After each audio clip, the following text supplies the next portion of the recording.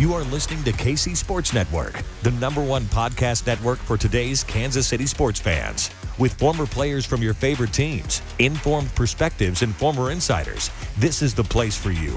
KC Sports Network is proudly presented by Emprise Bank, your partner in possible. What's good on this Monday, Chiefs Kingdom? How satisfying was that? The Chiefs dominate the Cardinals, remind everyone who forgot who they were, covered the spread and the over, and they did it in convincing and memorable fashion. A lot of things to love about that performance on both sides of the ball for the Kansas City Chiefs. And we're going to break it all down with our guy, Matt Miller from ESPN today on KCSN Update with Matt's Stock Up, Stock Down report. A lot of different guys that you could choose from right there. But before we bring on Matt, let's get a quick word from our friends at DraftKings. Kansas, the wait is over. DraftKings Sportsbook, America's top-rated sportsbook app, is officially live in Kansas just in time for football season. That means betting legally on same-game parlays, spreads, money lines, and more anytime and anywhere across the Sunflower State. To celebrate, DraftKings is giving new Kansas customers a can't-miss offer. Bet just $5 on anything and get $200 in free bets instantly. Get up 7, you win. Bet on any pro football team of your choice, and if your team leads by 7 points at any point during the game, you get paid instantly, even if your team loses. Download the DraftKings Sportsbook app now and use promo code KCSN to get $200 in free bets instantly when you place a $5 bet on anything. That's code KCSN only at DraftKings Sportsbook, America's top-rated sportsbook. Gambling problem? Getting help is your best bet. Call 1-800-522-4700. Must be 21, physically present in Kansas. Eligibility restrictions apply. Bonus issued as free bets. 1 early win token issued at opt-in. Moneyline bets only. Deposit and wagering restrictions apply. Eligibility and terms at DraftKings.com/Kansas on behalf of Boot Hill Resort and Casino. All right, Matt. Now, taking the injuries out of the game for the Chiefs, could you have had a better performance on either side of the ball for the Chiefs down there against the Cardinals? No, absolutely not. I think, you look at the box score and you could say the Cardinals scored 21 points, but I think we all know the game was out of hand before it got to that point. Yeah. So offensively, to come out and score 44 points for Mahomes to be pretty much perfect, right? I mean, almost 400 yards, 360 yards passing, 5 touchdowns, and to continue that streak of being great in week 1. I think, you and I being local to Kansas City, we heard it. And it really became like a Kansas City against the world thing this offseason of, can Patrick Mahomes survive without Tyreek Hill? The answer is yes. And as you and I talked about last week, I think we saw that diversity in the offense of so many different people getting going. Clyde Edwards-Helaire scoring 2 touchdowns, getting him involved to where you're not able to focus defensively on 10 and 87. Now you really have to worry about 5 and 6 different people. And I think that's what makes this exciting is to see the progression or maturation of Mahomes to where he's going to be a distributor now and not just have to, look at 2 guys to get them the ball so much. But we heard all offseason that, this street ball stuff isn't going to work without Tyreek Hill, and that the best one, Matt, the best one, and we can laugh about this because we know better. And most people listening to this podcast probably know better, but it's fun to bring these things up. But the wouldn't come off his first read. Oh my god! That became a thing for a little. This was the longest offseason in the history of the Kansas City Chiefs, but couldn't come off his first read. And then you watch that game, and it's just like, wow, he really figured out how to play quarterback this offseason. Right, because he wasn't good before this year, apparently. Yeah. I would say the Fire Beach offseason was the worst one. But again, that's another podcast conversation for another day. But I think it is exciting to see, not only to see Clyde get involved, to see Juju get his touches, but also like for Travis Kelce to still go 8 for $120 and still be the pass catcher that this offense runs through. You have an all-time duo. I mean, it's Brady Gronk of the next generation of that. And so I think to see, hey, that's still going to work. We didn't necessarily need Tyreek Hill to clear out, for Travis Kelce to be great underneath, which is something I actually heard a lot of this year. It's like Travis isn't going to be able to get open because he doesn't have Tyreek stretching the field. I don't know what you all have been watching. But we saw, that this offense still runs at a very high level and against a good Cardinals defense or a defense that's loaded with talent out there at least. And, great defensive backs. Budda Baker is one of the best safeties in the game. They have talent out there. And to see the offense still, be able to dominate with 30 catches from a lot of different players is, I think, as a Chiefs fan, that's what you want to see right now. Yeah, no, that we talked about on the post-game show last night, and the way he was spreading the ball around, and that the offense was going to look a little different. The route combinations, some different things that they were doing, but it seemed like, and I want to get into your stock up. We're going to talk through all of the guys because so many guys that you could pick from a stock up report, but so much was made about Juju, and I know you and I talked about him last week, and it felt like he wasn't getting enough respect just for the sheer volume of passing that the Chiefs were going to have with Mahomes, that somebody's going to get those passes. And we saw when early in the game, when there's some high leverage situations outside of Clyde Edwards-Helaire, who you just mentioned, who I thought was really good early in this game, that I hope a lot of people don't forget about when they look at the final box score. I think he had 75 yards on 10 touches, but which is great to see him step up and play really well. But Juju was the guy that Mahomes is going to on a couple of key third downs across the middle. It's that intermediate area that Patrick Mahomes was so good against the Cardinals, and that's the sweet spot for Juju, and something that those of us that kind of pay closer attention or that really get into this, I mean, we're sitting here recording podcasts all the time about the Kansas City Chiefs. We know, or we had a very good idea of what we were going to see with Juju. So that was great to see. But Matt, I know you got a lot of guys to choose from, but give me your first player on a stock up report following that Chiefs win over the Cardinals. Yeah, I mean, this is going to be the Clyde Edwards-Helaire podcast, apparently, because like you said, I was prepared to talk about that, 75 yards on 10 touches. And early in the game, he was such a driving force for that. The rushing, he had that one big run early in the first quarter, caught 2 touchdowns as well. And then it was like, okay, we could kind of take the foot off the gas a little bit. Let's get some of the other running backs involved. But I thought Clyde, especially in the first quarter, so much of the offense was going through him. And it does excite you to see Clyde's healthy. You have an offense that's maybe not so predicated on the deep ball anymore. And you have an offensive line that is now gelled. There's a ton of chemistry up front. And I think you have to be hopeful, at least, that the run game, is going to take that next step, where at times last year it didn't exist. But to see Clyde be featured, to see Isaiah be the number 2 back, with a really productive day. I think he led the team in rushing. The run game is stock up, but I think certainly Clyde, that's one of the better days that he's had since his rookie season.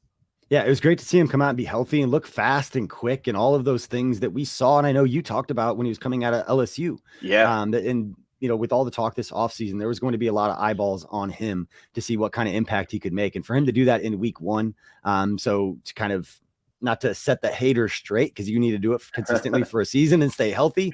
Right. But it was exactly what you would want to see from Clyde Edwards-Helaire. So Matt, who else you got? Who else you have on your stock up report?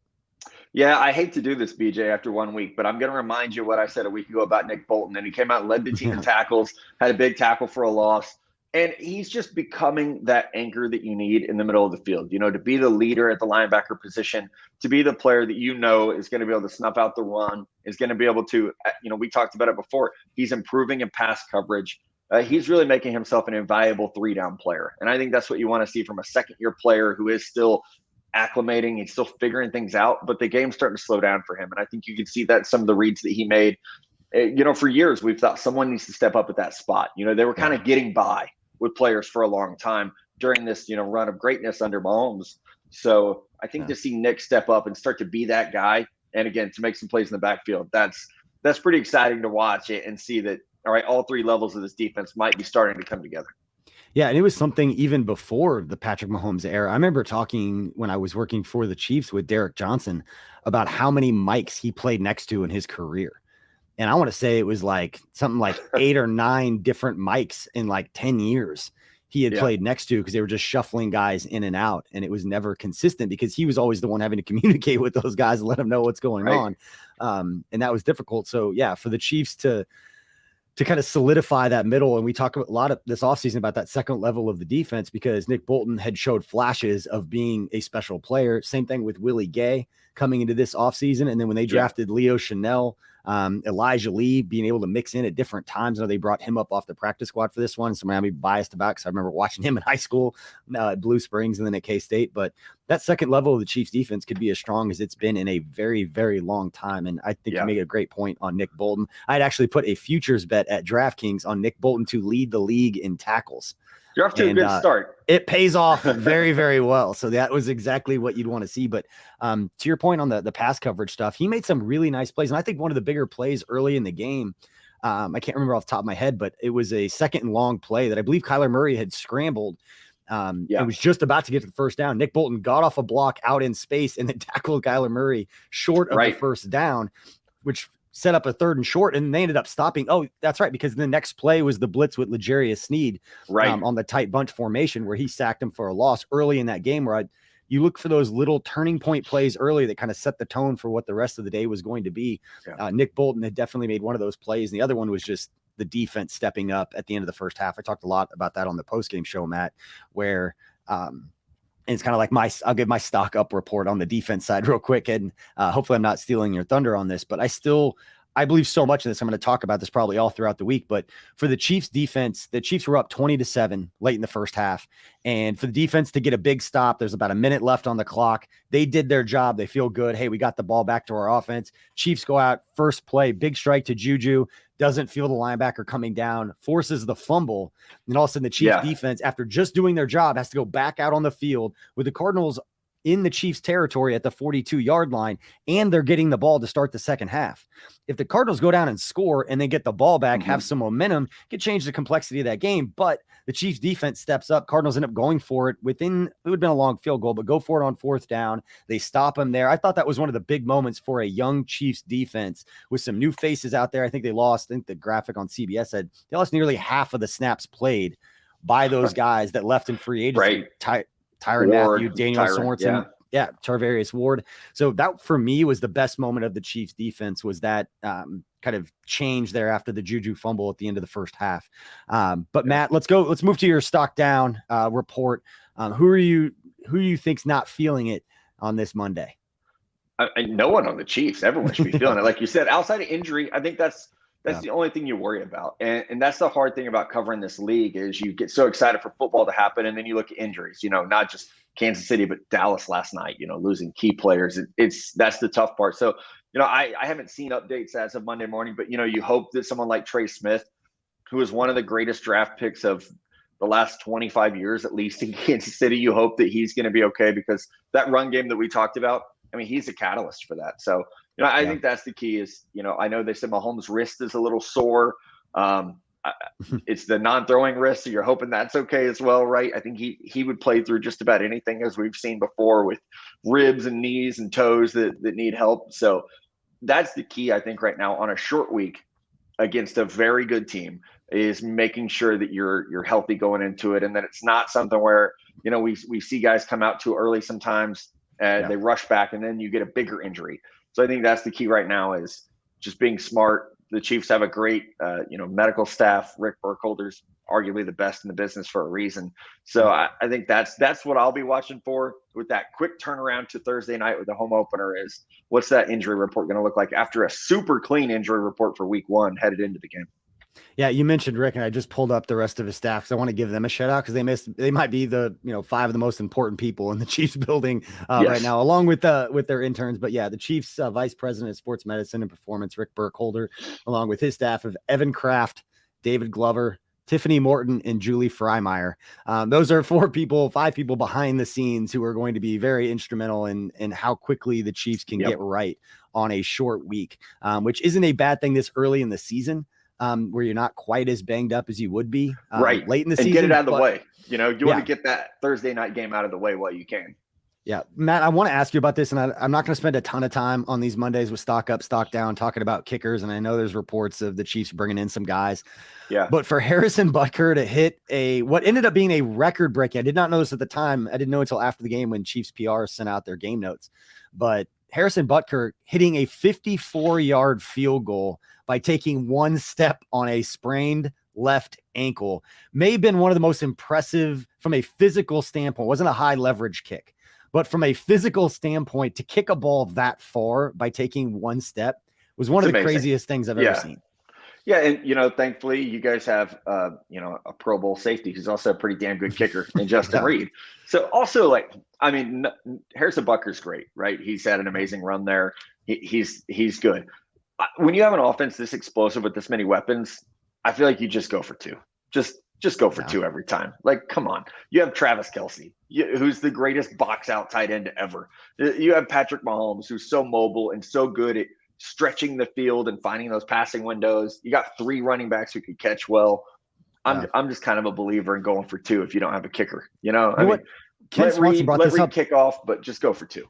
Yeah, Ken Swanson brought this up on the post-game show that maybe the Chiefs just don't want to show a lot of their 2-point plays at this point because there's only so many goal to go or 2-point plays that you have in the tank.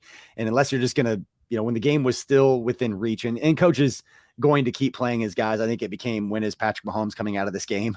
The game is like, get him out of there. But it's a nice, you brought up having Justin Reed, who's a pretty good kicker, having a nice, I think he was 5 of 7 on touchbacks for a safety to go back and boot it. Yeah, pretty good. Which is unbelievable. But yeah, Harrison Butker, that was a record-breaking 54-yard field goal because it broke his tie with Nick Lowry, former Chiefs great kicker, for the most 50-yard field goals in a career. And Harrison Butker is still a young player, and with Patrick Mahomes in his prime, they're going to move the ball. He is going to absolutely shatter probably every Chiefs kicking record there is. But Matt, before we let you go, and I hate to do this to you, but I need to get your thoughts. We would switch to the college side a little bit, and I need to know how you're feeling. I was feeling for you. I didn't want to text you watching the end of the Texas-Alabama game. I know you're a big UT guy. Were you in Austin, and can you is Texas back? It's the most cliche thing to ask. And I didn't mean to, I didn't even write it down to set it up like that, but how are you feeling overall about that performance? Yeah, so I was back in Austin. I've been to the first 2 games this year, a little sunburnt today, a little pink on camera with you. I've been to some big games at DKR, several years ago when USC came to Texas on a night game, and Texas won. LSU in 2019 when Texas almost beat the Joe Burrow led Tigers. And then obviously this past weekend, losing by 1 to the number 1 team in the country when they're favored to win by 20.5. It's kind of like a moral victory to some degree, or a Pyrrhic victory because you lose your quarterback for 4 to 6 weeks. But I know Texas is not back. Could they win the Big 12? Absolutely. I think what has to be encouraging is how well the defense played. Especially in the first half, to shut down Bryce Young, to shut down the run game. They shut down the run game for 4 quarters. So I think there's some encouraging signs. What hasn't happened at Texas really since 2009 is player development, matching recruiting, and then matching game day coaching. Tom Herman had some teams that were loaded, but it was always mistakes, special teams mistakes, things like that. Last year, you lose to Kansas in overtime. I was at that game in Austin as well. So I think the key is seeing a team play for 4 quarters and to go toe-to-toe with the number 1 team in the country. It's exciting. Texas is a young team. There's not even a lot of draft prospects, which is what I would normally talk about. So they have this guy and that guy. It's a young team outside of running back Bijan Robinson and linebacker Overshown. So it's encouraging, but Alabama's Alabama for a reason. And when it mattered, 4th quarter, Bryce Young just went into Mahomes mode and just made plays. I thought when that kid hit that 50, whatever it was, that field goal to put them up, I couldn't imagine what kind of moment that was for that kid and for everybody in that stadium. Not trying to pour salt, but that was a huge moment. That was a huge moment for Texas in general. I know some people, some national media had tweeted out like that was as important of a game for Texas, even losing by 1 point because of who they were playing, than any win they've had over the last decade. And that's coming from someone that literally roots for one of the most successful Big 12 football teams that we've had over the last decade in K-State. That it'll be fun to watch them go at it this season. I'll be there. What we've seen from I'll be in Manhattan for that game. So you need to be there as well. And all right. We'll have some fun. Yeah. All right. We'll be there. We're doing a live show.